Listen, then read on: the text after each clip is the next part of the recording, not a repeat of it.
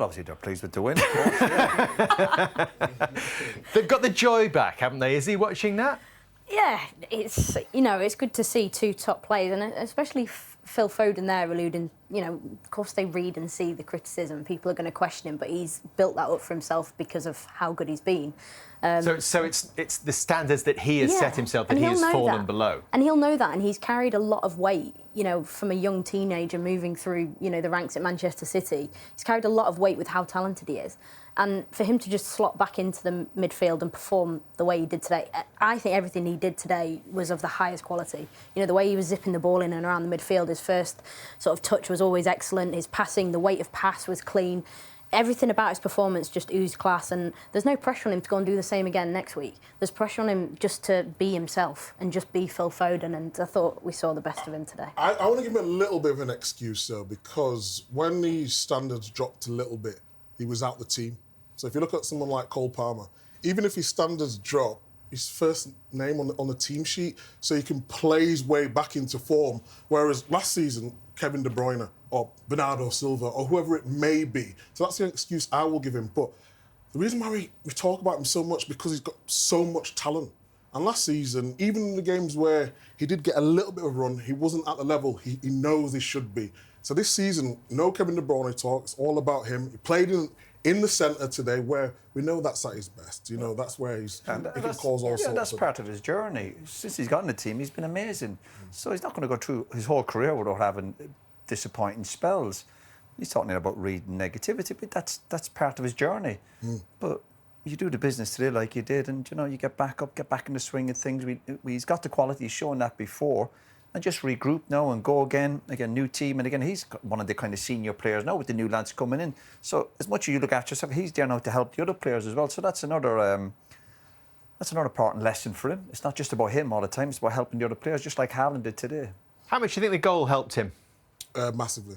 I just think he needed that moment. And as he talked about it before, when the goal went in, it's just what makes him so good, Foden. He can always get into positions. He's always scanning. You see, Doku gets on the ball here in the half spaces, but he wants to get on the end of it, and it's the timing of his run, being in there. How many times do you see midfielders not making the right run? The timing's a little bit off. But Foden, when he's ghosted in there... But the key is, Mike, as well, don't be too early, what I mean? Exactly. So he's all about the timing. Also, it's brilliant skill, obviously, but he makes the header look easy. Yeah, he did. That's what good players did, and certainly wasn't an easy header. But because of his time, and at least he's coming onto it, and he's thinking, listen, there's a big area there, if I can just hit it. And again, the United keeper, we always look at, I'm not blaming him for the goal, but it doesn't look that big, does he, when the ball goes into the back of the net? But an excellent finish, and the key was not getting in there too early.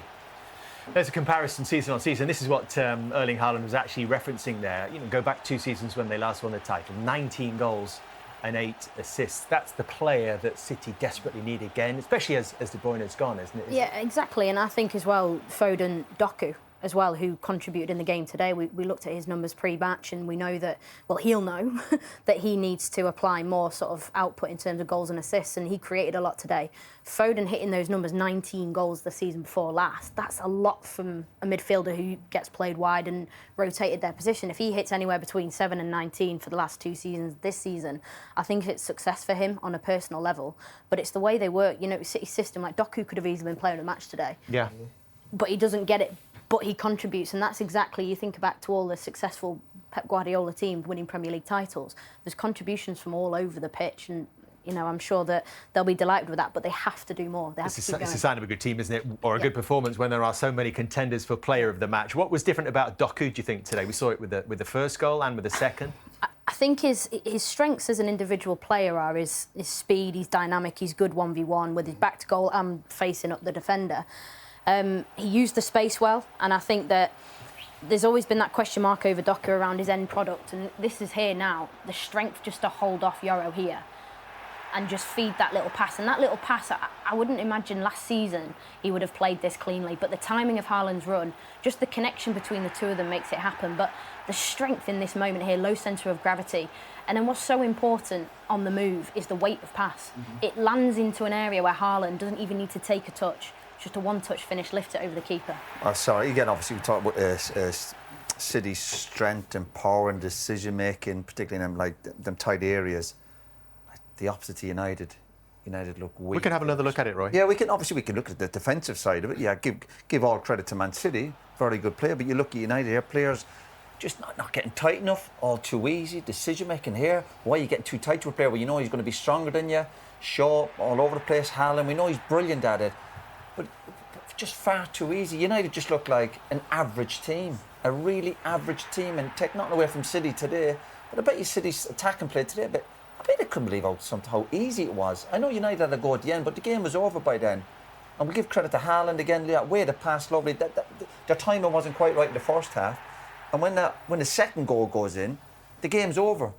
You know, United fans were leaving. You just felt it in the air that there's no coming back. They got out of jail last year, but not today. I know we'll talk about United a little bit later on, but you just see that the system, it's not helping the players at all. At all. You see on that goal there, I don't know if we can play it one more time. All the defenders are going for the same ball. It's like, when do we push up? When do we drop? And just the first goal, Micah. But just look at, you've got Euro there, you've got De Ligt, and you've got Shaw. It's 3 versus 2, and Haaland still ends up winning the ball and scoring the goal. It's because of the system. They don't know if they should drop. Look at De Ligt there. He doesn't know, shall I go with Haaland? Is anyone speaking? And there's lack of communication. If you're going to play in that system, you should at least be talking and free. And it's a hard system to play because when do you push up and when do you drop off? But it's just too easy. Fantastic finish from Haaland, but United made it. Well, we'll reflect on United even at the start of the season so far. 4 games, there's 4 points and 4 goals, conceded 7. Obviously got beaten by Grimsby as well. For all the money they've spent, and obviously a new manager coming in needs time to settle in, needs a pre-season, needs his own players. They're just a very average team in this Premier League. There's no signs things are getting better for this United. Well, talk about too easy. What about the third goal? Well, obviously it's Haaland.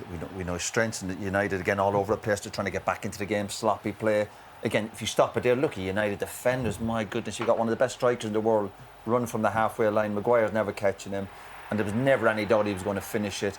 Again, look at United here. The players' body language showed. These players, he's obviously onside. Of course, he's running from his own half, and then you never doubt him. And it's just this little touch here, just that one there, just gives him a chance to open it out. And these players, Haaland, it's that little one there, just the keeper. All the great strikers, listen. Brilliant finish, and again, never in doubt. And he probably could have scored a few more. You had a fancy for Haaland today, and Roy's right, he could well have had a hat-trick. Yeah, I mean, I said before the game, I don't know, it's just his energy, the way he is in the national break. He just seems, Haaland, he seems happy, he seems energised.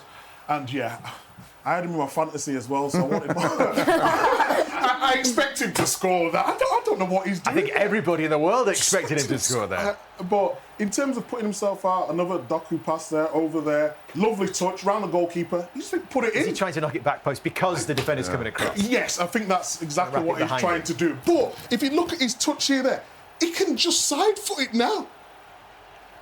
He dives into it where he didn't need to dive into it there. But you know, when the City players were going down the side of United, or they're running away from, as if United players were caught out, as if they didn't realise how quick City were or sharp they were. United looked like, oh, I didn't know he'd be coming down the side. And you're going, well, you must have done your preparation. You must watch these players week in, week out. They seem caught out all the time, as if, well, I didn't expect Haaland to be on my shoulder. Where else is he going to be? And again, we'll give credit for Haaland for obviously attacking play.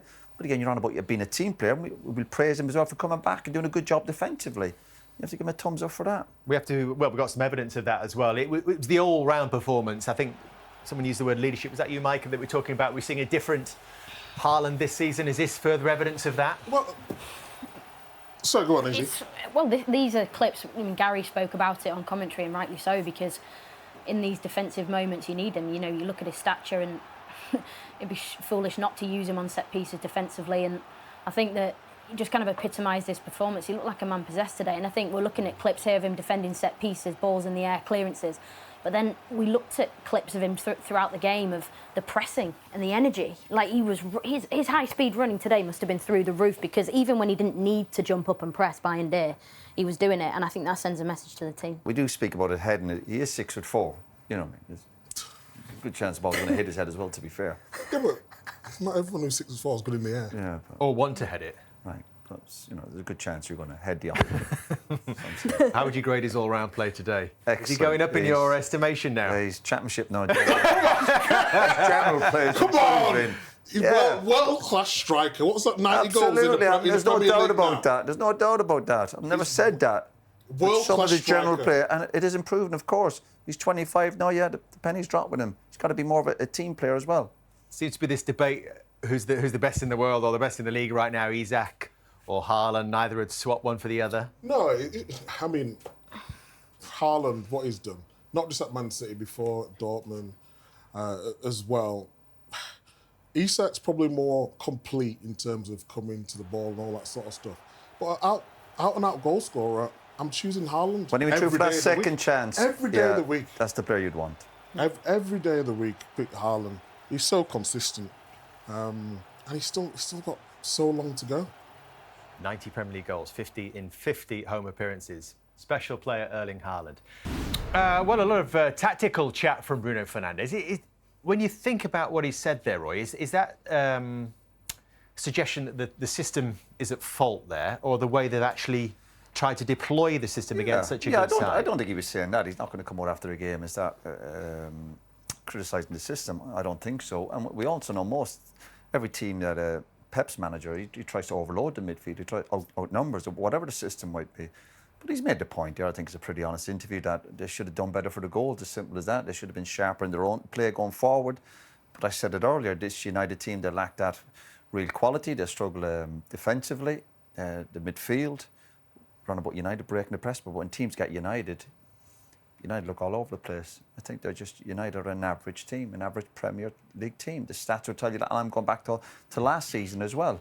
So, again, we're sitting here. United's record as well against any of the top 6 teams or whatever is really, really poor. They can't seem to compete. They'll have maybe a good 45 minutes or a good hour.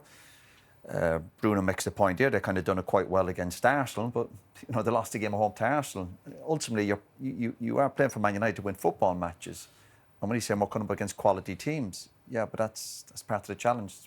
When you sign that contract, you're going, yeah, it's no good just beating the teams, the lesser teams. You're playing for Man United to compete against other good teams, and United can't do that. Whether they're not good enough, there's obviously issues. Talk about the system, but the manager's come in. He's sticking to his guns. He's not budging.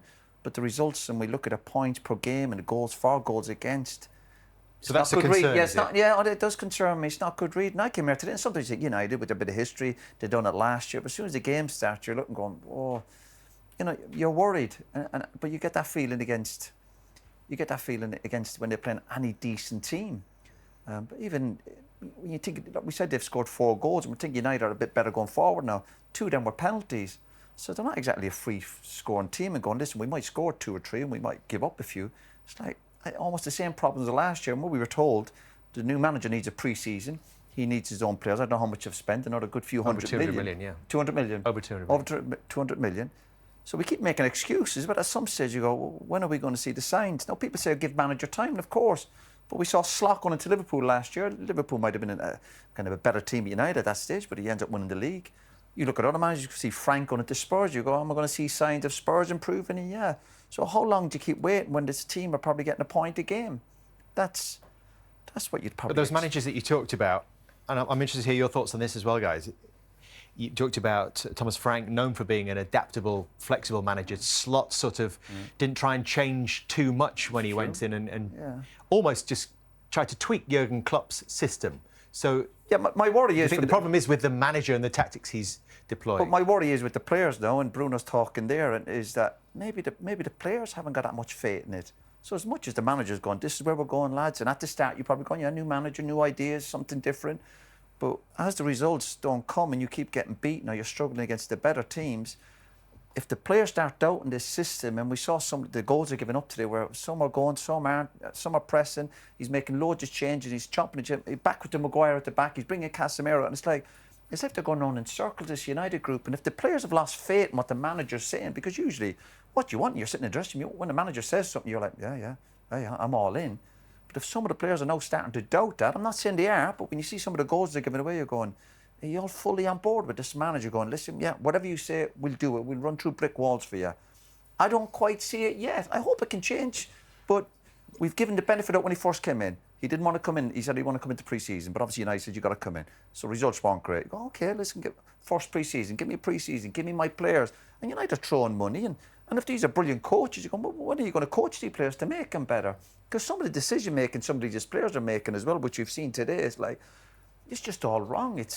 And then not having the strength of the... We see Shaw for the first goal now. Shaw's an international footballer. For him to get caught out like that, you're looking going, do you know, Shaw, I think Shaw's been getting away with murder for years at United. Always injured, never quite fit. We make excuses. Then he gets a few games under his belt. And he's making decisions like he doesn't even want to tackle people. Like, we looked at all the stats in the Derby match there. Not one yellow card. And we're having the big build-up. The Manchester Derby, the weather's, it's raining, it's like set up for a few tackles are flying in. You're getting people... And Man United walk off the pitch. No, I'm sick of repeating myself. You walk up and you go, it's a derby game. How are you physically? You're shattered. You shouldn't be able to get out of bed for a week after a tough game. And they're all walking off and it's not one yellow card.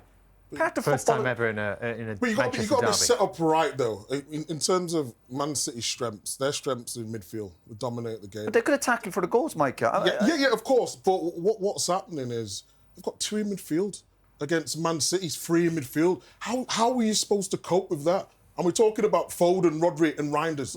We're the best midfielders in European football. We've all played in games where your midfielder, the system you're up against, they do have an extra midfielder, but you try and compensate with someone. But doesn't mean say you don't tackle. That's the problem. You've got an extra centre-back. You've got to, the centre-back has to jump if you're going to play. Which is what Bruno was saying. Exactly that. But what's happening is they're not jumping at the correct times. Right, well, you get that. You sort that out with your team. That's another new buzzword. We jump. Try tackling. Yeah.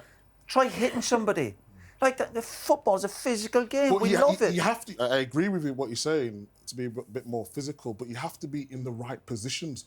Going out there against these players who can keep the ball for fun, you can't get anywhere near it. And if you've got 5 at the back just holding it, and you've got 2 in midfield running around like headless chickens, the reason they can't get near... it's impossible to get near. But the reason they can't get near me is because they're not mobile enough, they're not fast enough, they're not aggressive enough. They're really good in the ball, but if you give me time in the ball, I still be playing. But part of the game is people closing you down, or being aggressive, or hitting you late, make it physically demanding. I agree, but we talk about systems all the time, but I genuinely believe Man United would be a better team if they played 4-3-3. I do. I think they've got the players for it now. I think this system is hindering them. They don't know what they're doing. When they're on the ball, they're trying to make something happen. The manager's trying to coach them, but it's not working. They're not. That makes sense. Does that make sense? The only validation they're getting in this system, in the 3-4-3, is when they switch the play, it looks good. Correct. But there's nothing else. Or a counter attack. Or a fast break. Fast break buzzword. It's how they are effective. It's how they're effective. They either attack really quickly or they switch the play with the 2. You spoke about the 2 midfielders, right, in front of the back 3. They're so stiff and rigid, and there's no kind of offset shape to them. So, like for the first goal, if Ugarte doesn't jump out level with Bruno Fernandes and he offsets, I don't think that goal happens, the opening goal. Can we see that goal again? We've got that, because it's so important. I'm sick of having to repeat myself. The players are good enough to what they're showing. We're scurrying. They're a lot better than what they're showing. I don't know, Micah. I'm not sure some of them are. Okay, well, they're not. I'm not sure some of them are. But, okay, I don't know if we can play this slowly. Just run it slowly. Them to pause it now. So, pause it now. Pause it now. You've got 3 of your around the circle, around the edge of the. Yeah, but it's still more danger there, You want Micah. your centre half, Delict, to come across. That's the first point. Run it on. Yeah, there's no danger there, Micah. His back's to play. But hold on. Pause it there. If he's over there, he can deal with Doku.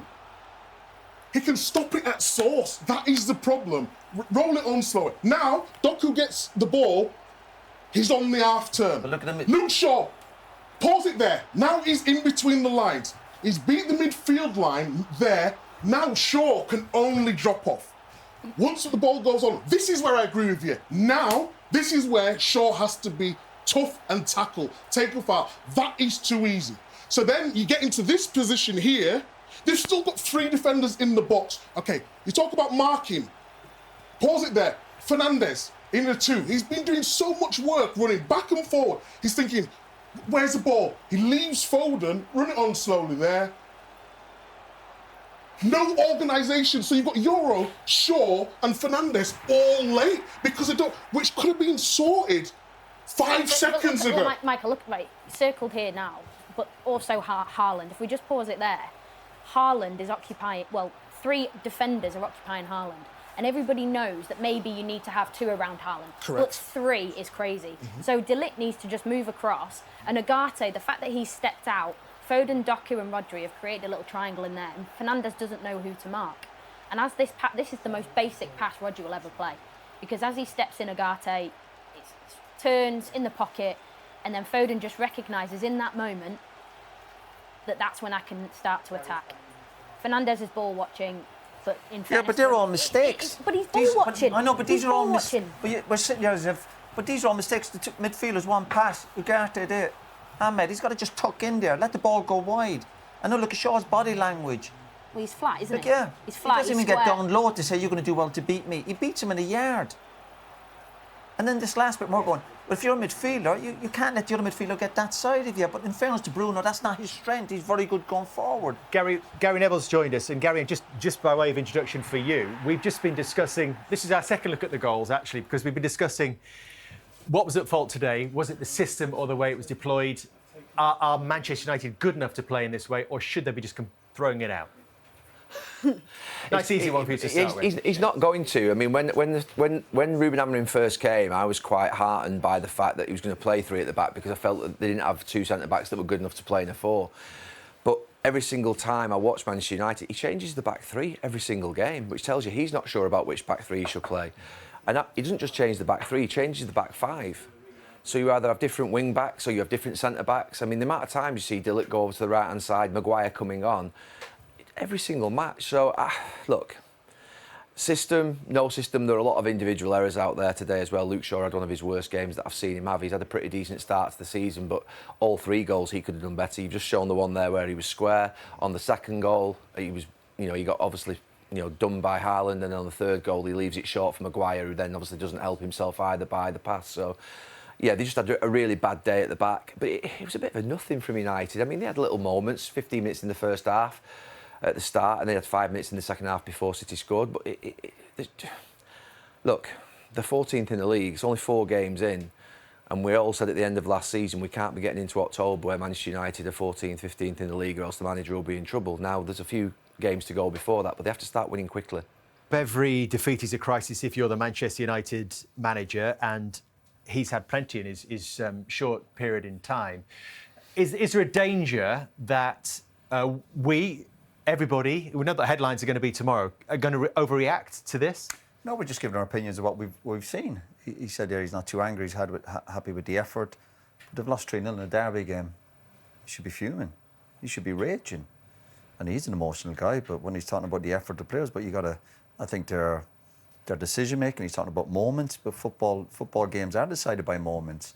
But there always seems to be moments of the opposition than United at this moment in time, and I'm including teams like Grimsby, by the way. So he should be raging. And I like managerial emotion, but I like my manager to show his anger as well. I just couldn't imagine being in a dressing room after losing a derby game 3-0 and everyone going, yeah, do we all try? Yeah. You've got to bring quality. Your decision-making. He's on about people not being aggressive, not out of possession when the goals go in.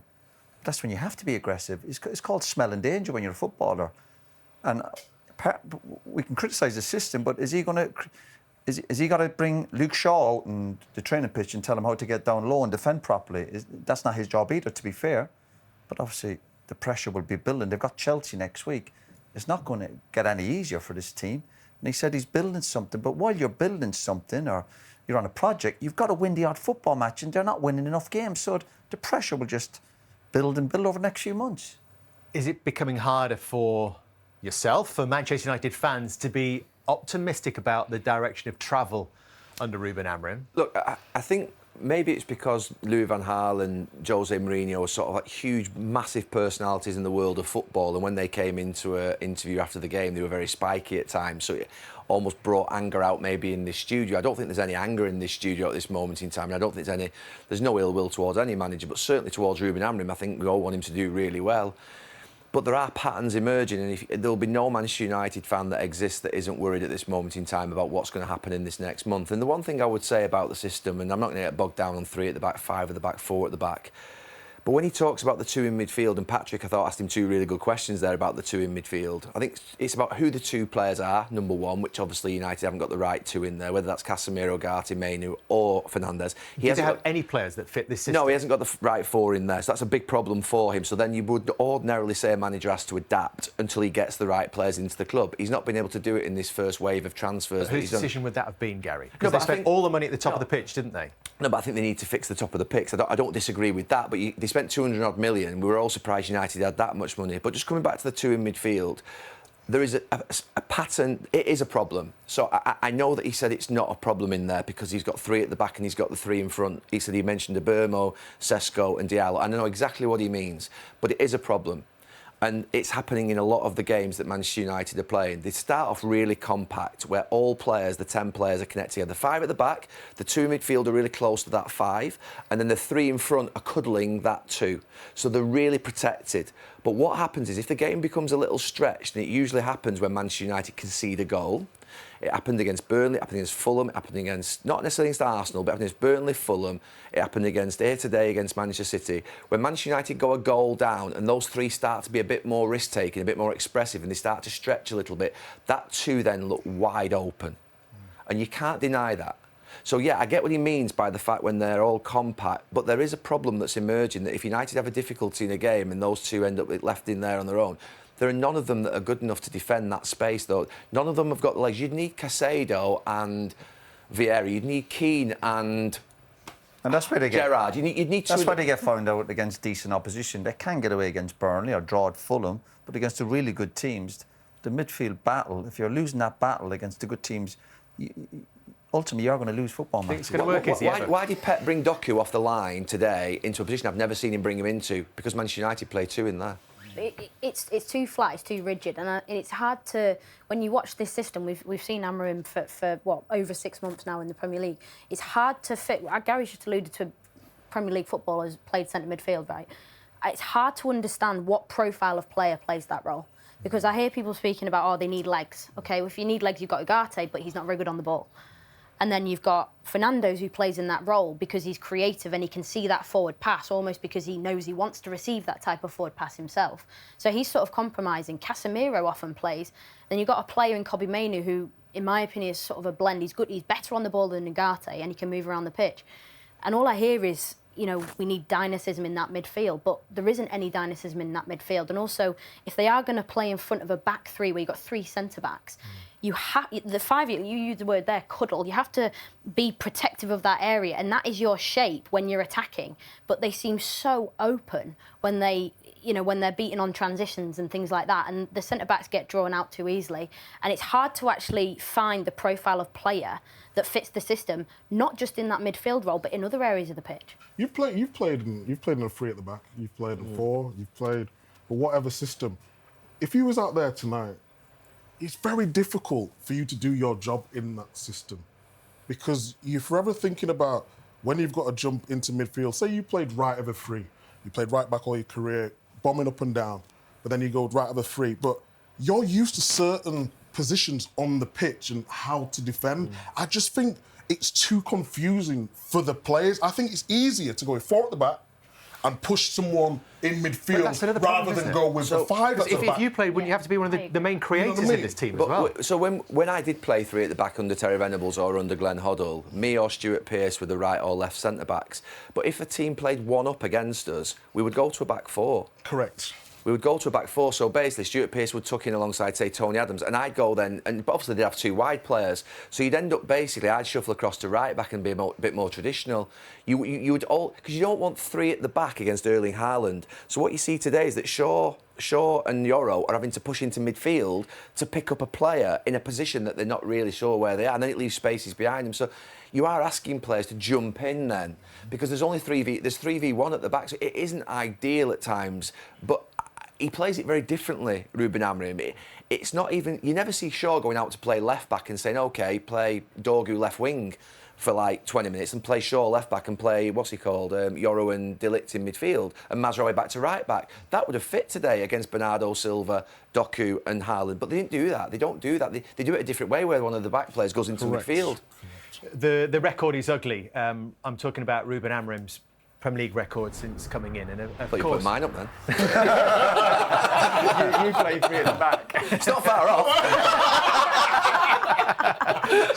Well, I think your win ratio was actually higher, wasn't it? This is 25% win ratio from 31 Premier League games, with a goal difference of minus 13. Gary sort of alluded to October being a time where we need to see progress. At what point does some serious consideration have to be taken about whether this is working, whether the system is too rigid, whether he needs to change or something else needs to change here? I don't like talking about managers' job, and I never will. I don't think it's fair. But obviously, what he's doing right now is not working. Since his first Premier League game, I think he's got less points than some of the worst teams in the Premier League. You know, and if you're going to be at Man United, it needs to be better than that. You know, we're stating the obvious here. We constantly talk about Man United and where they've been and all that sort of stuff, but he's in man in a job, and at this moment in time, he's not getting it right. And when you talk about managers, we have to adapt as pundits with all the new terminologies and all that sort of thing. He has to adapt as a manager, and right now, he's not adapting, and I don't think the players are receiving the message in the way that they want to implement it on the field. Will they get there, Roy? If you know, we give Ruben Amorim the season and say, OK, this is another free hit. You know, it's more hope than belief at this moment in time, because again, we're watching him, we see him week in, week out, and not convinced. Not convinced, but I hope they can prove us wrong. And we're on about the supporters and the media losing kind of belief in this management. My worry is if the players aren't truly behind him in terms of the way they're playing in this system, because the results just haven't been good enough. And big worry. Manchester United's best player is Bruno Fernandes, and that is my biggest worry. Still? He's Manchester United's best player. He's been incredible for 5, 6, 7 years. His numbers are outstanding and would live in any Manchester United era. But in this system, he either has to play as one of the two in midfield, which means he's deep, or he has to play as either like a left-sided forward or a right-sided forward. So that isn't ideal. It reminds me a little bit of when Sebastian Veron came to Manchester United. We were very much a 4-4-2 team, and when Sebastian Veron was very much almost like a 4-3-3 midfield player, where he had like a sitting midfield player with one of the two in front, like the eights that they call it eights now. That's what Bruno Fernandes is. He's just like he wants someone deep lying behind him, and then one of those two in there that plays with a bit of freedom. And that's a bit of a worry that Bruno Fernandes has started to sort of go missing a little bit. If you think about the Europa League final, and you think about a game like today, he's not at his best. And he is United's best player, and you need to get the best out of him. You said before the game, Roy, if he doesn't play well, United struggle. And it's difficult for him to play well deep without the ball. It's difficult for him to play as a left winger or a right winger, or whatever you want to call those positions that Ruben Amorim plays. Cunha's absence, is that something that we should be talking City about? had Cherki, Mamouche, and they had others out today. Stones. I am definitely not going down that route and letting United off the hook because of Cunha. I mean, that's just not happening. City had lots of players out. All right. It's been a really good day for Manchester City. Maybe a bit of a reset. We heard something about that earlier in the training here for the first time in I think 10 years before a game, and getting the players here earlier. Just a bit of a refresh, Izzy. And interesting to hear him talk about it. Wasn't really about tactics today. This was about commitment and energy and approach from his team. Yeah, and I think that was the basic fundamentals of the way they started the game. You looked at the back four with Kushnerov at right back, Gvardiol, Diaz, you've got three warriors in there, and I think Nico O'Reilly embodied, what the back four was all about. They were aggressive, they were hard-hitting, and I think they set a precedent. But I think the balance is, can you do that and still play your football? And they did that today. It looked much more like they earned the right to win the game today and earned the right to play, and I think that's a bit more maybe what's a slight change of what's been City over the past sort of 6 months or so, where they probably haven't earned the right to play their way of football, and they've been disconnected at times. So I thought it almost looked like, in City terms, back to basics today, and I thought they were physically very dominant. It's great to hear you got one of the world's greatest managers ever, and he's talking about adapting. He adapts his teams. He's on about the Napoli game coming up. He'd have to change that. So he's happy to adapt. Loaded. And as for the goalkeeper, we knew that Donnarumma was available this summer. Other clubs might have, well, were linked with him and might have gone and got him. Are you happy with this business, Micah? Yeah, he's a top goalkeeper, isn't it? I mean, that one was for the cameras. We know he's not the greatest on the ball, especially not Edison level, but he's the size of him. He demands his box. Great shot stopper. Good organisation. He's got absolutely everything. But what about Man that? City The way, got him for the way he clears the ball minutes. in these danger areas This is what like you that. need. This is what you need. Haaland, and you love him, don't you, Gary? Yeah, I just think when a goalkeeper, so I mean, these are brilliant saves, but I think when the goalkeeper comes to punch, they've got to take everything with them. Correct. And he does. And what a lift that is to your team. When you're defending and your keeper does that, it gives you a huge lift. The size of him. Performance. Look at his arms, yeah. Yeah, he's 6'5". And look, makes Peter Schmeichel look pretty small, doesn't he? A great goalkeeper there, and also Peter, yeah. I think a lot of people have been asking questions about Manchester City at the start of this season, losing back-to-back games as well. Do we have them as title contenders again? Are they going to push Liverpool, sure. Arsenal? No, well, obviously we'd have a better idea again next weekend. But the signs were definitely better for City, again, Haaland and particularly Foden, Rodri getting back up to speed. But I still think there's a bit to go yet in terms of going, when you're sitting there going, oh, this City are back to their best. I still think there's a bit to go yet. But the signs were better and the momentum, the feel-good factor will be certainly back in the group for a big game next week. Yeah, it's Arsenal next week. We'll know a lot more after that, won't we? Yeah, I totally agree with Roy. I think it's step by step. I don't think they'll label themselves as title contenders right now, but I think if they put a string of games together where they're dominant in the way they were today, I think they'll probably start looking towards the top of the league. But for now, I still think they've got a lot of work to do. But Haaland back to his treble so levels, good today, wasn't or better than. Even Pep said in the interview, I said before the game, there was something about him, his energy. He was up for it from the first minute when he had that chance. And he just looks aggressive. When he's like that, he's unstoppable.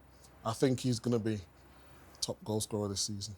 And City to finish above United? More than likely.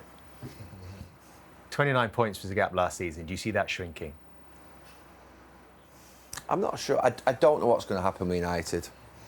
That's the problem. I mean, I think we've seen this before, haven't we, at this stage of the season where there's a sort of a results start to go against them. I'm hopeful in the next few weeks that they can turn it around and start to win football matches for City.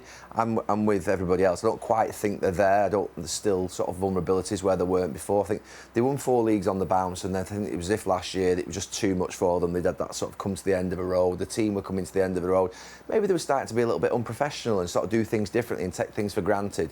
But it seemed like today that there was definitely a renewed vigour. I thought that probably the best I've seen Doku in terms of his decision making. I thought Foden, it was good to see Foden playing at his best. A lot of question marks over him in the last 12 months, and so that was a good start for him. Good signs today for Manchester City. Gary, thank you for joining us. Micah, thank you. Izzy, Roy, thank you very much for your company.